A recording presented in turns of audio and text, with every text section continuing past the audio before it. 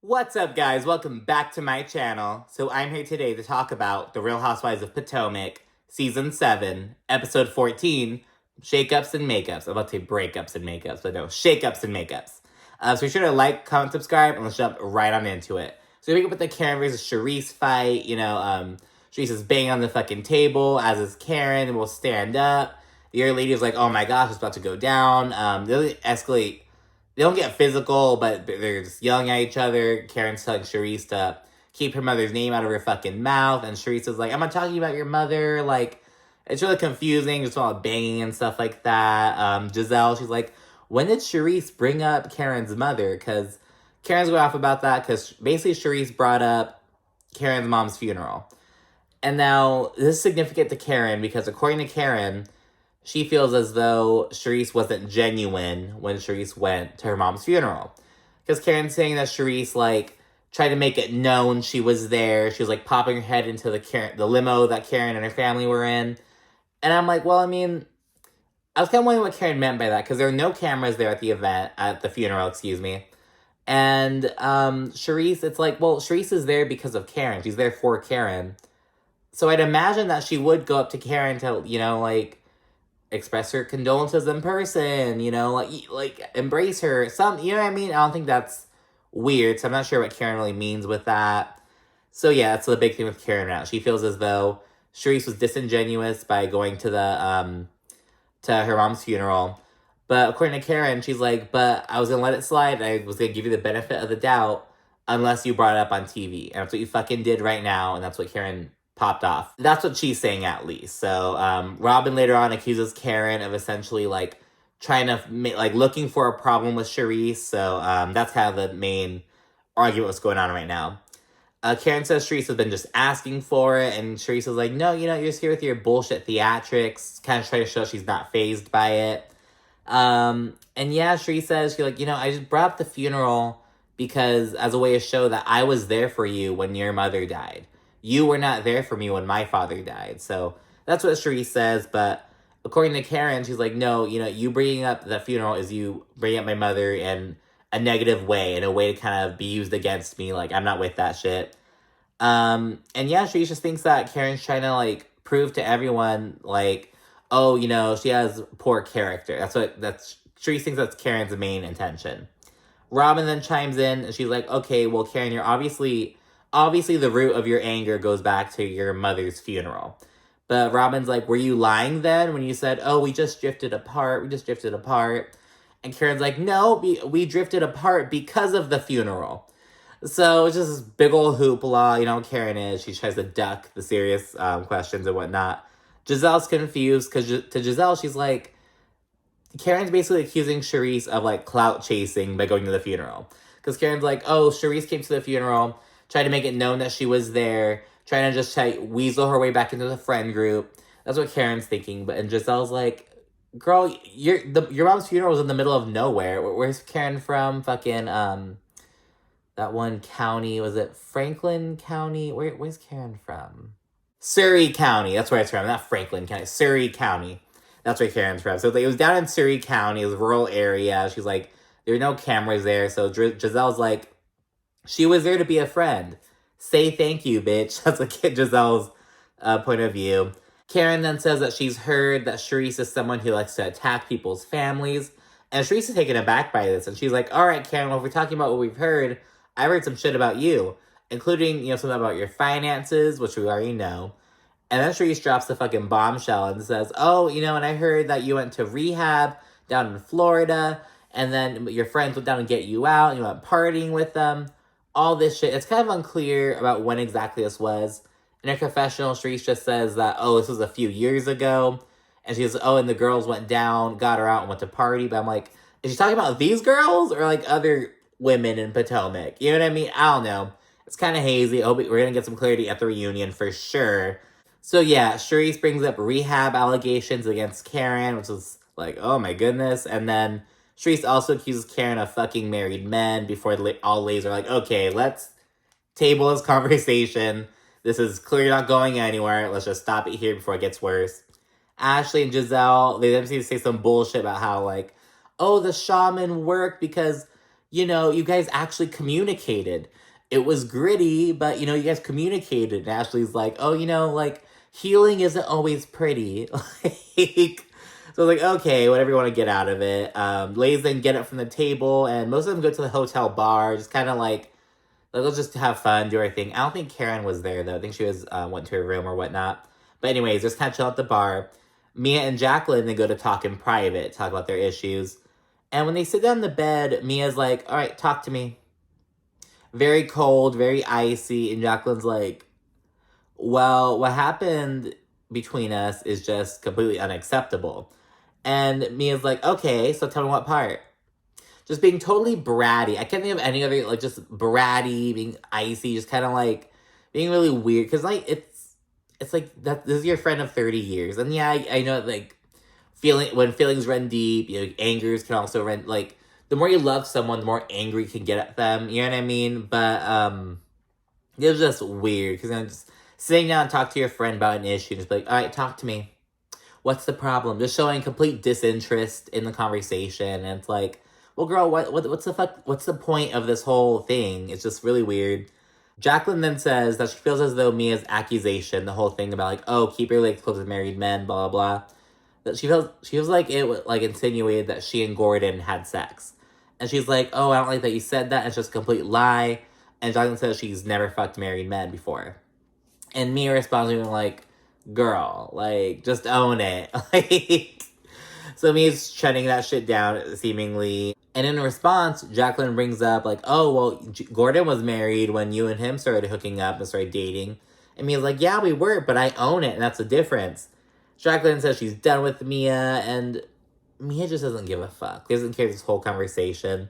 In the confessional, Mia also says that Jacqueline's been with multiple men. It's like, oh my gosh, girl. But anyways, yeah, Mia just didn't really care about the whole situation. They tried to talk it out, but it didn't go anywhere. And I feel like it was mainly because, yeah, even if Jacqueline was lying about, like, oh, the married men thing, it's like, Mia, you could have just, you could have not made the situation worse. You could have not been, like, cold. You know what I mean? So that's that. And then we go to day 2. Ashley, she's having some beach yoga, but not everyone's down. It's just her, Gizelle, Mia, and Jacqueline. Karen and Candiace, they're in a cabana just kind of chilling and talking about what happened the night before. And Karen says that, like, what went down just confirms her feelings about Charrisse. She was like, I don't think Charrisse is a true friend to me. I think she has ulterior intentions. And she feels as though, like, her feelings are justified by what happened. And then the yoga group are doing these weird exercises to awaken their kundalini, which is, like, sexual enlightenment kind of thing, some bullshit. And then, like, right when yoga's done, everyone else comes out to the beach. I'm not doing that shit. I think it was Wendy. She's like, I'm not getting sand in my coochie. I'm not doing that. They all link up. Charrisse says she's tired of Karen being so fucking fake. She says it really angrily, too. I'm like, oh my goodness. And Charrisse also tells Gizelle, oh, I better not wind up in a Mexican prison over this bullshit. And I was like, that's some real shit, girl, because I live in a border community. I was born and raised in a border community, so the thing to do when you're, like, 18 was, like, oh, yeah, go to Mex, go clubbing, go partying and stuff. There was, like, do not get into any fucking fights over there. You, like, do not get into any bullshit. Like, you do not want to fuck around with, like, the Mexican legal system. Like, fuck that. But, yeah, and then everyone winds up going on a Sprinter van because we're heading to the cenote. There's this weird vibe between Jacqueline and Mia still. The sit-down made it worse, essentially. Karen randomly asks when Robyn and Juan's wedding date is, and Robyn's like, none yet, none of your fucking business. And Candiace, she's like, Robyn is just so annoying, and Karen's just like, shut up, like, girl, stop acting like you have this shit set up, like, you're just so, like, we're starting to see Karen still going in, and this is because of, I don't know, Karen is just always down to go for Robyn. Karen's just always ready to fucking go in on Robyn, and I kind of love it, to be honest. They pull up to the cenote. We hear about how, like, the Mayans viewed them as, like, these little, when you swim in them, you can reach, like, spiritual enlightenment and things like that. Ashley is, like, loving it. She's loving swimming through it while everyone's, like, bitching about the mosquitoes and stuff. 'Cause it's, like, it's just a cenote. It's, like, still water. It's like a river. So, yeah, there's gonna be mosquitoes and shit, obviously. It's in a fucking, like, tropical environment because they're not in, like, because up here, like, we're used to, like, desert Mexico, but down there, it's, like, tropical Mexico, you know what I mean? So it's, like, a different vibe. They then segue over to a little taco bar, and Ashley's like, so with the shaman yesterday and cenote today, do you think that we feel cleansed and, like, have good vibes? And it's like, girl, bye. Like, stop. Like, they're always trying to force the whole fucking awakening and enlightenment shit. And to be honest with you, I've never felt, like, more sure in my, like, spirituality, felt more, like, solid in my relationship with God and things like that until, like, I, like, shut the fuck up about it and kind of, like, ignored everyone else. It's, like, I feel like it's such a personal thing. And it's, like, I don't know, this whole, like, oh, let's do this to feel enlightened. It's, like, I don't think it works that way. You know what I mean? It's, like, I feel like it's such a personal vibe and intimate thing that's, like, this whole, okay, we got a shaman do this, so what? Is everything all good? It's, like, just so forced and just doesn't feel like it's inorganic. I don't know. That's my vibe with that. Karen then, in response to Ashley, like, are we all good now? She's like, well, I have one question. How are things with you and Candiace? Like, how are things between you guys now? Because we know that the Mia Jacqueline shit is a little too fresh, but how about the Candiace Ashley shit? You know, we haven't had some time to cool down. What's going on? And she brings up how Ashley brought Deborah to Karen's live show, and it's kind of like sparks a conversation. Ashley says she brought Deborah there because if she were in Candiace's situation, she would want to hear it from the horse's mouth, essentially. Which I don't fucking believe. I think Ashley's being a messy bitch, and she's just not...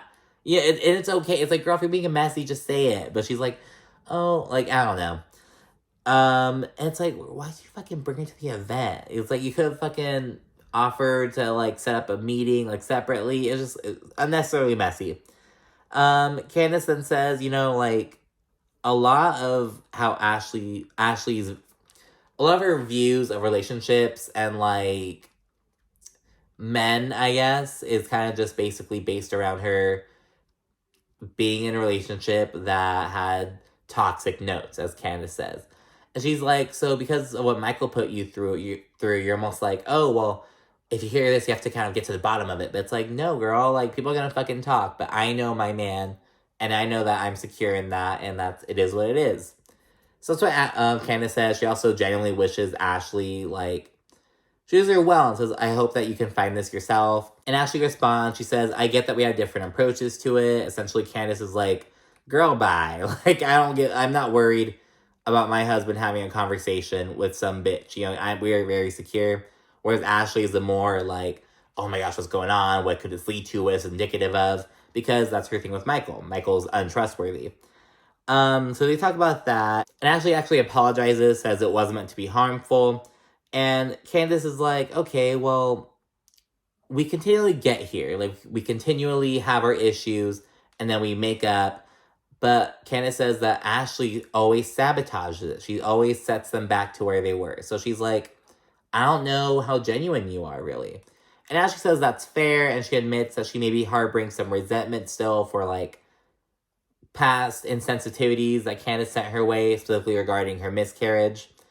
And so they kind of talk about that, and they agreed to kind of try to leave the past in the past and move forward. We're now back at the resort real quick, and Ashley, she kind of whispers to Charrisse, like, at the bar. She's like, oh, I'm proud of you for standing up to Karen and holding your own. And Charrisse, in turn, she reiterates that, you know, Karen just simply wasn't a good friend to her. And I was like, why is Ashley congratulating Charrisse for having an argument with Karen and, like, holding her own? It's like... And I honestly thought this was kind of weird, because Ashley said it, like, we can't even hear Ashley saying it. We can only tell by the subtitles. But she was saying it so low that it's almost like, did she not want the mic to pick up on it? Like, it was really weird, because they weren't even in an environment where they had to whisper or anything. It was kind of like, it was weird. Anyway, just a little side note. Ladies are then prepping to go to a traditional Mexican dinner. Then they head to the restaurant and take a shot. And Ashley proceeds to bring up Robyn's wedding again. And Robyn says she doesn't even know if she wants to have a wedding. And she's like, a traditional wedding, that is. It was so funny, because she was like, I don't know if we need a wedding. Everyone's like, oh, good Lord. Like, you've got to be fucking kidding me. And she's like, I mean, a traditional wedding. God, I can't believe it's season 7 and they still haven't gotten married. And back in the COVID seasons, their whole thing was like, oh yeah, we're just putting it off to after COVID so we can have a wedding. And now it's after COVID. And they're like, yeah, let's elope. It's so fucking weird. That's why it's weird that Robyn had the gall to call Karen a bullshitter. When it's like, well, Robyn, like, no, I'm not calling Robyn a bullshitter, but I don't think she can say that she's not a bullshitter. You know, it's like the whole thing's like, I'm not saying Gunna's a snitch, but he can't say he's not a snitch. Think of Robyn being a bullshitter. It's like, well, girl, like, what are you doing with Juan? Like, what is going on, honestly? Robyn then says that her brother-in-law is getting married in Jamaica, and so they're like, well, we have to go there anyway, so the next day, so they want to elope the day after their brother-in-law's wedding. And I'm like, you fucking broke bitch. It was like, fucking, I don't know, I thought that was really weird. It was like, really? Like, oh yeah, we have to go there anyway. Let's just squeeze our little elopement. That seems, I don't know. When you have as much money as like Robyn and Juan have, you know what I mean? It's like, girl, I don't know. That's just like, do you get what I'm saying? I don't know. If it's like regular people, like I get it, but it's like, girl, you're a real housewife. Like you can't fucking take another trip to like one of the other fucking Caribbean islands. You can't fucking, I don't know. I thought that was weird. I was like, girl, I don't know. Do you agree with me? Do you disagree? Like I said, I get it if like a regular person does it. You know what I mean? Like, fuck it, let's just do it like while we're there. But I was like, girl, you're a real housewife. And they're like planning to do it. It's not even like a heat in the moment. Because I could also arguably get like a heat in the moment kind of thing. Like, yeah, like we went to Vegas for my sister's birthday, but you know, we just had to also get married. It was just like me and my man just had to get married when we were there. It was just like, oh, you know, like it was just a heat in the moment. But I don't know. So whatever though. The food then arrives, and Gizelle, she wants to bring up how she feels like the situation between Karen and Charrisse last night was just unacceptable. And she also thinks that Charrisse's character was totally assassinated. And she also mentions she doesn't know Charrisse to be a family destroyer. In fact, she knows Charrisse to be a really great person. And Gizelle even says, clearly, if there's gonna be a Queen of Potomac or whatever, that is Charrisse. So Gizelle said, the clearly just took me out. I was like, clearly, Charrisse is the Queen of Potomac. And the whole rationale is that Charrisse essentially got the whole group together. But yeah, Karen then asked Gizelle to stop, and she says that there's really nothing else to discuss about the matter, in her opinion. And Gizelle pushes back, though. She's like, well, Karen, you can't shut conversation down. Like, you can't just shut it down. Like, we're still going to talk about this, like, whether you want to or not. Then Robyn chimes in, and she says, oh, well, we're all held to the fire. Everyone at this table, except you. Like, what the fuck is, like, what is that? Like, why? Robyn says that Karen's behavior was contradictory to the woman she kind of portrays herself to be. Remember fucking season 1 Karen? And Robyn also says that Karen tried to flip Charisse's act of generosity or whatever, her gesture of support regarding, like, supporting Karen throughout her grief. And Karen's like, don't bring it up my mother. And Robyn's like, I'm not bringing up your mother, I'm bringing up your grief. And Karen's like, my grief is my mother. In a confessional, Robyn says that Karen is really crafty and knows how to deflect from the real issues. And yeah, then Charrisse chimes in. She says that she knows grief. She's already lost 3 brothers, 1 sister, and both of her parents. And she says that she'd never see it as a negative for someone to show up at someone's funeral. You know what I mean? To, like, express their condolences, to show support.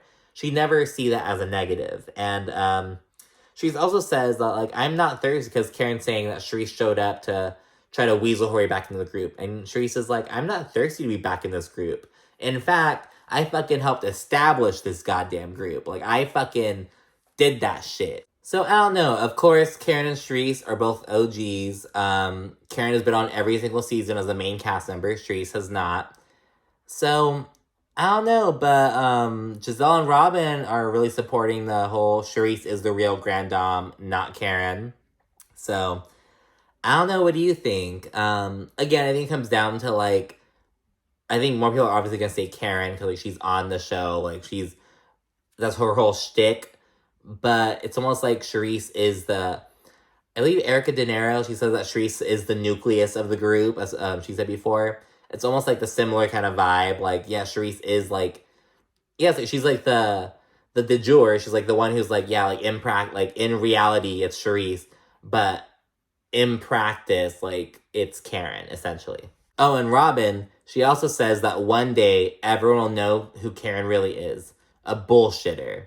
It's like, oh, okay, girl. Karen then disengages at that point. You can tell Karen's pretty pissed at Robyn. That's why in the next episode, Karen's gonna go in on Robyn. Robyn says that Karen's looking for a reason to be mean and just doesn't want Charrisse around. Karen then apologizes to the girls and says, oh, I'm sorry that you guys got involved in that. I'm sorry you guys got caught up in me and Charrisse's bullshit.